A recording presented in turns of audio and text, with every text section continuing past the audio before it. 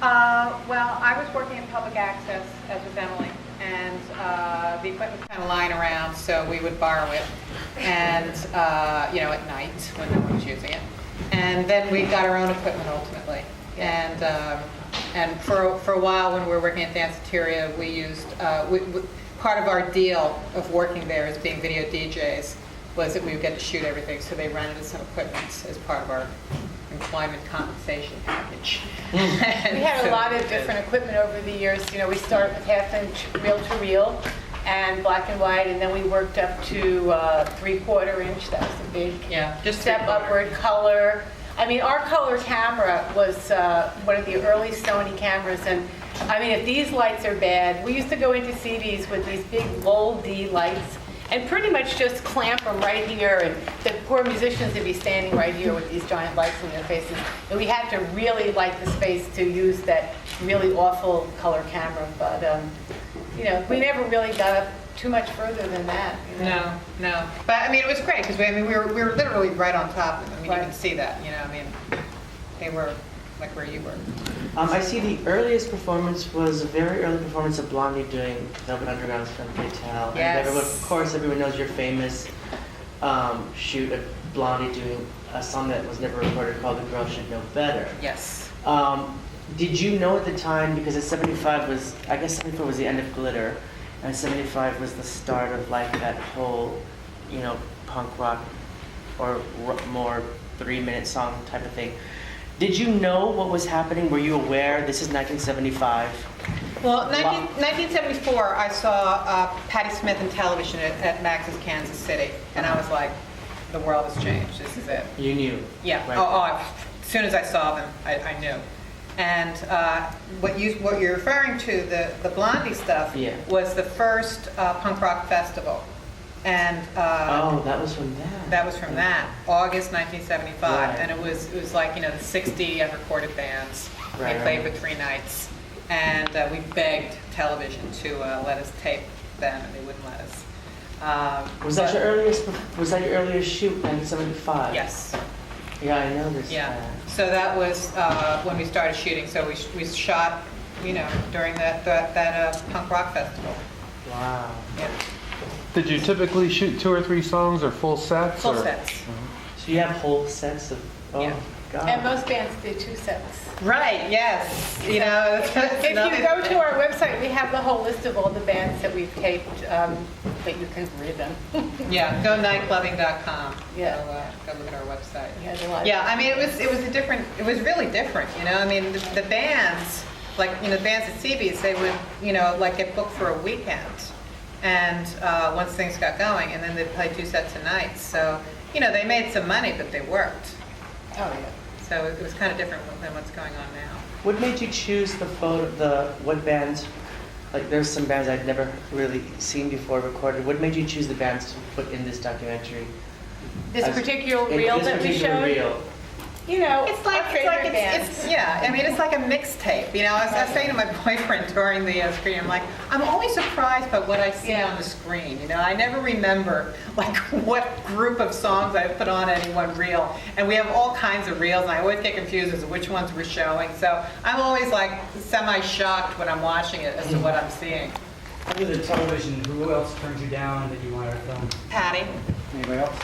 Well, the Ramones, because Lisa Robinson's husband, Richard, they had a person that did all their videotaping, so they had that pretty locked in. Yeah, it was really unfortunate with television because they really never got videotaped by anybody. No, and both Richard Lloyd and Fred Smith wanted it. Yeah, but we were really close. One night we were this close, and then Tom just changed his mind at the last minute. Yeah, and that's his priority. That's his prerogative, and it's a shame. I mean, as with Patti, I mean, it breaks my heart that there's, it lives here, but like no one can look in my ear and see it. Was it Patti saying that, or somebody in the management around her saying that? No, Patti it's Patti. She's her manager. Patti, I mean, it was just like no. Nobody manages Patti's manager. Yeah, exactly. Did you ever do any music videos? We did a couple of music videos for the last group, Ballistic Kisses. Yeah. They were on an English label.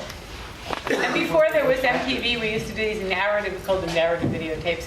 We used to open our reels with them, and we would do like, they had a surf party at the Mud Club, so we did one we called surf clubbing, and we did a couple of little, narrative, some stuff with John Sex and things about teen etiquette, and we tried to do like a soft-core girl thing. We called it Girl Voice Backs. But that was before MTV, so they were kind of like little stories with one song. Yeah, but we did, like I said, we did a couple We have a bunch of for the those. Ballistic You Kisses. put me in a Bush Texas video, Too Many Creeps, and I was wondering whatever happened to that music. Oh, I don't know. It's on YouTube. What is this, right? That's You did that. Ed's video. I thought that was. I thought how relevant, a tough shit, you're not rich, and Mambo for depression was at this moment, Yeah. Did you have anything to do with the CBGB's public access show? Well, I don't know Of which. the early 80s, they had the public access. No. We had, I had one called Rock from CBGB's in 1975. That was really good. And then we had Nightclubbing for a few years. Yeah. And last bands we take were in 1980, we worked at Danceteria, the first one on 37th Street. We had a third floor, we called it the Video Lounge. And that was the first time video had ever been installed in a nightclub, and we were the first video DJs. And the club got busted, and we were, dramatically arrested, and that was and we got You were robbed. arrested? We were all Yeah. arrested. We were handcuffed. I thought only the bar staff was No, arrested. no. honey. We No, were everybody. ankle cuffed to Keith Haring, Howie Montauk, David Wadarovich, Max Black. Jim Farrar. No, No, he wasn't. He was conveniently not oddly there not that night. there. He oddly Yeah. called in sick The that management night. all called in sick that night. Shocking. Right. We spent the night in jail. It was really kind of sour, and we got robbed. Our apartment got robbed. The club got robbed. Yeah, It all I mean, happened. the Max Black song, actually, the Max Black poem, rather, Right. was actually done at a benefit for us because we had our video equipment stolen by, hey, junkies. Yeah, we did actually a really great video called to the Aretha Franklin song "Chain of Fools" about the bust, because they let me keep my camera in prison, and we took all these great photos of the boys in their cell and the girls in their cell. Now, Zoe Leonard, who's going to have a big show at Yes, the Beacon right. and, She was- next week. She was we were all in the chained together. Slammer with It was us. quite a glamorous paddy wagon. Any hopes for a DVD release, or is the music Yes. clearance rights? Now we're going to work. No, the music. Finally. Yeah. We're working on a documentary. We've interviewed about 25 people, from songs, musicians. Fortunately, did a tremendous interview with Hilly, a few years ago, and we're, going to use the interviews with the songs, and I'm hoping like this time next year. It's going to be called Nightclubbing, and it'll probably have like 13 or 15 songs in it. Did you ever shoot Klaus Nomi by any chance? No, we never did. we never did. I saw him though; he's so fabulous. There's very little footage of him I also. know. Yeah, I Impressive. know. And the stilettos. I know you had the stilettos with. With Hitchens. Was that Elder with Titian Smith? Yeah. Yeah, It was Elder Gentile. no, definitely, yeah. She was amazing. No. No, we have very little ambience, much to my tremendous regret, because that's all it seems anybody wants is ambience. Yeah, I was looking for people that. Punk rock ambience, Did you notice Joey Arias in the Strange Parties? Yes. Yeah, Joey. Yeah, Joey Arias, who's doing that show at Here Art Center, Basil with a Twist. Great show. And he was Joey with the, a Twist, Arias with a Twist. Yeah, Arias with a twist. Yeah. and he was the ringmaster at in Vegas at Cirque du Soleil for a couple of years. With Raven O? Huh? With Raven O? Yeah. I saw him. First person to have blue hair in the East Village. Not that Levi and the Rockettes. Levi, They had blue Levi, hair. Yeah, they were English, though. Before, They were British, right. They had a lot of. What was the format of the TV show like? It was just music. Just like this, except like it So would just be. not the video same host group, or- but just different groups in the same show? We usually have 2 Or? or maybe 3 bands. Usually 2 bands. 2 bands. It's usually 2 bands, half-hour show. We did themes. We do like girl groups, and we do like, one weekend of, Erasers, Stilettos, and next weekend, Destroy All Monsters, and, some other girl group. We taped all the girl groups. They were really interesting to us. So we did themes. We have some of the, the programs still hanging around. And then we used to, because nobody had, I was talking to someone about this before, there was no cable below like 57th Street or something, so it was so ironic, So we used to do these evening shows at the Anthology Film Archives. They went on for like, I think 22 weeks or something, and people would come and watch Nightclubbing. Yeah, there was cable, but it just nobody could afford it. Right. But it was, a lot of places weren't wired up, and What's the genesis of the barn being on stage? Oh, that was fabulous. That was the Blitz benefit. Johnny Blitz, the drummer for the Dead Boys, got into a knife fight. Outside of Delhi. Right, almost Yeah. got killed outside. It was across the street from CB's.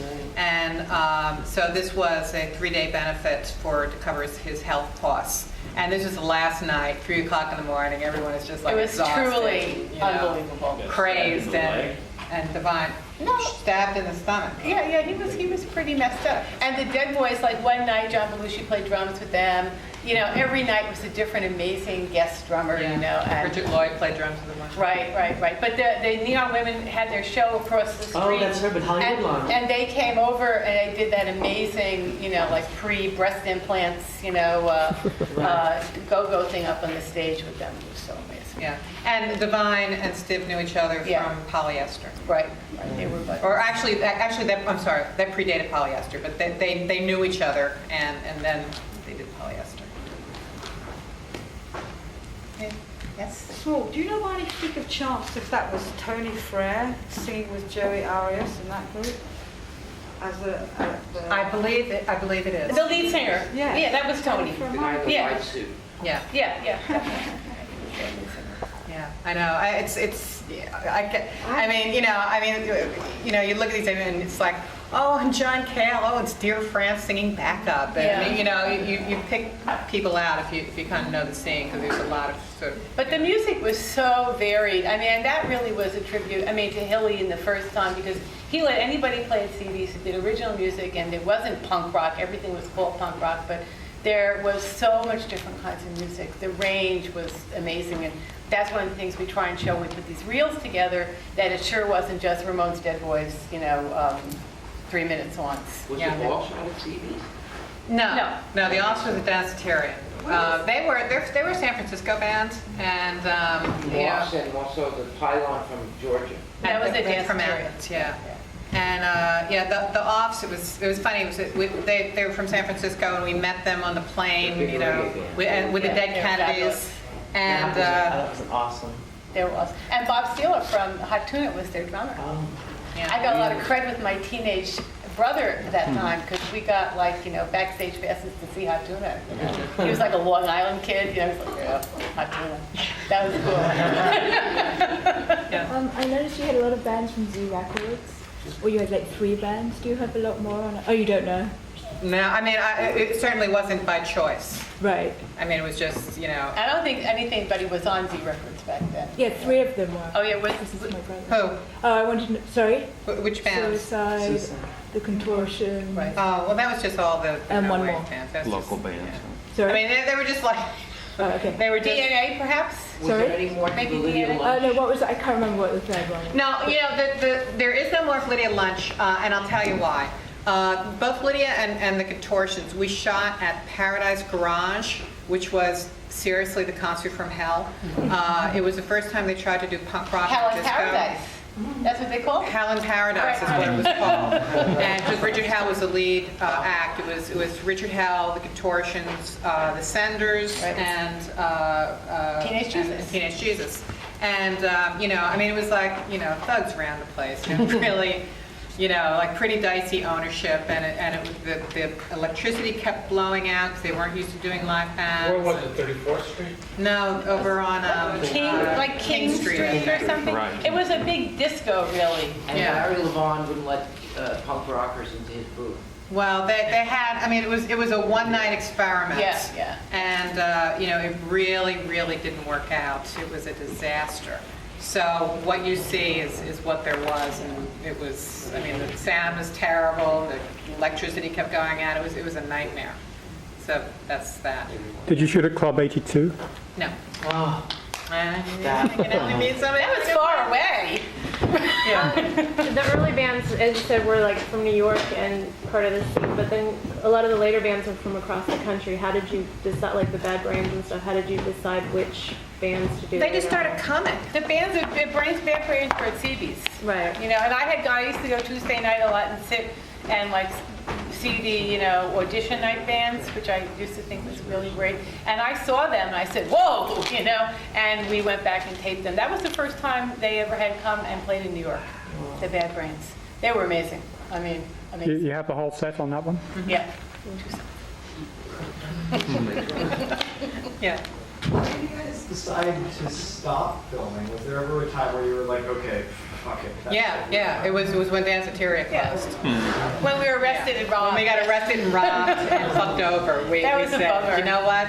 It's time to move on. And it just felt. I mean, a friend of ours made a great analogy that was that the cocaine had come downtown from Studio 54 and it ruined the scene. And honestly, that's the way I felt. And that was kind of the death of punk rock. Danceteria was a really great club, but it was really big. CB's, the stage was like about as tall as this, and anyone could get in. Yeah, Danceteria, it was a lot of fun, but there was a doorman. The whole, everything changed. Right. And really, I guess you could make the argument that then hardcore came and all that stuff. But for me, the first wave was my wave, and then I waved goodbye. And I What just was didn't the have first energy. band you ever recorded? Was Blondie. That's why you started that one. Yeah, it was Blondie. Tell them the Talking Hilly Heads. story about Oh, Blondie. yeah. It's a great story. We, asked him if we could, tape at the first punk festival, and he said, "Oh, do a really good job on this girl, Debbie Harry. I think she's going places." And it was not her best set ever. She forgot the words on A Girl Should Know Better. And I just thought, oh, I don't know, but he was right. He was 100% right. So it was Blondie, the Heartbreakers, which was, I do believe, their second time ever playing together. They were only together 6 months. Yeah, but I think that was their second night playing together. They did a gig in Queens and then they did that. And the Talking Heads, and I think it was like their third week playing together or something. So everyone was pretty raw. So what about the British bands that played CBs, like The Damned and Gang of Four? I was all American, baby. It was all about America. Yeah. We did it first. They copied us. Okay. Yeah, I was, I was The Dead Boys did a great tour of England with the Damned, right? Yeah. That was their first time they ever traveled, and that was. And the Dictators they took over as well. On that tour. Pill once. Yeah, we did Pill, and we were friends with the Clash, but it was, actually our friend Don Letts, who's a British filmmaker. He was kind of it was kind of like he had the franchise on the British bands, and we were like doing the New York bands, and so it was almost like an agreement, like, well, He stayed at our house and we stayed at his house. Right. And we didn't tape his bands and he didn't tape our bands. Right, pretty much.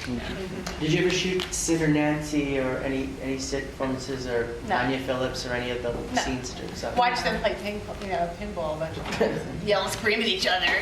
Yeah, but no. We really didn't. It felt, unlike now, it felt very creepy putting your camera on people. Right. And it felt like a real invasion of privacy. People had a real concept about their zone of privacy and were very suspicious of media, very.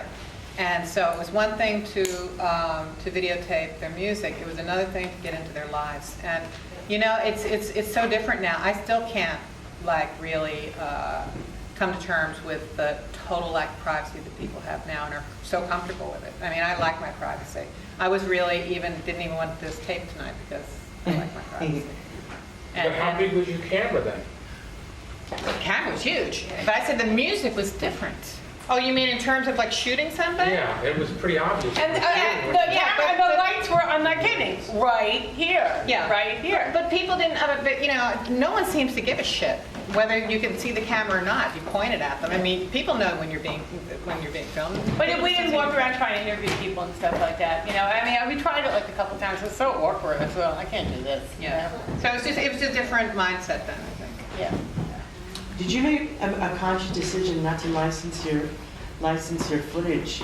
I used to see it a lot of times in the 80s, and then all of a sudden I stopped There's seeing very it. little of our footage licensed. Some Talking Heads, Blondie. I saw some French yeah. bootlegs and stuff. And there's tons of bootlegs. But yeah, how that stuff get out And then all of a there, sudden I it don't know. disappeared, and then I never, you guys. Well, we really clamp down on it. Good, because now it's, did you realize how historical it was at the time? You had a... Well, we were really archivists. We were documentary video artists. We were doing, It's historical. We were recording something we really loved, And that's what makes it so important Right. and special. But also our documentary, our exclusivity of our footage is, our most valuable, thing. So, but we were doing it because we loved it, And that's the best way to do it. Yeah. None of the performers ever looked at the camera. Did you tell them not to do that, or? Levi Dexter. Right. One did. He's English. Yeah. No, people, it was, actually, I think people were unbelievably, they were very unself-conscious. Right. This was all pre-MTV. People just didn't have like it was just, everyone's mindset was completely different. So. You mentioned you're going to try to speak to the performers and get the backstories, kind of like an upfront thing. Have any of them seen it? People that have been in the video? Oh, I think they've all seen it. Well, we've interviewed 25 people already. Yeah. So we really have like just 4 or 5 people left that we still want to get. So we're pretty much done our list over the past like 3 years. So yeah, they've all seen it. In the beginning we used to like people come to our houses and watch the footage, and it was great. Yeah. And people go to Anthology and see the show, and there was a lot of a guy out there was seen, but mostly at our house. People over all the time. Yeah. I'm dying to know, did you ever shoot The Blessed? No. With Howard Pyro? No, I remember them, but Yeah. no, we didn't. We went to the West Coast a few times and saw all these really great bands. Yeah. Because they were West Coast. No, bands. they were Oh, they were an East Coast band. Did Glenn O'Brien's TV party run on the same cable station? Yes. I was in charge of the public access channels. That was one of my jobs when I first started working, and Glenn was one of my producers. So I loved TV Party. I thought it was just so fabulous. It was so fabulous. He has a lot of his stuff. Yeah, there's a lot on DVD. Yeah, he saved a lot of his stuff.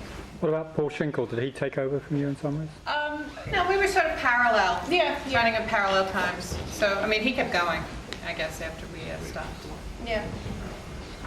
He had a show, Inner Tubes and Artifacts, right? He did art, stuff, art galleries, openings, and then he did video. The bands. Yeah. I shot the contortions last week, and he was standing next to me shooting. I didn't know who he was. He introduced himself. Cool. Well, thank you all for coming. Thanks so much.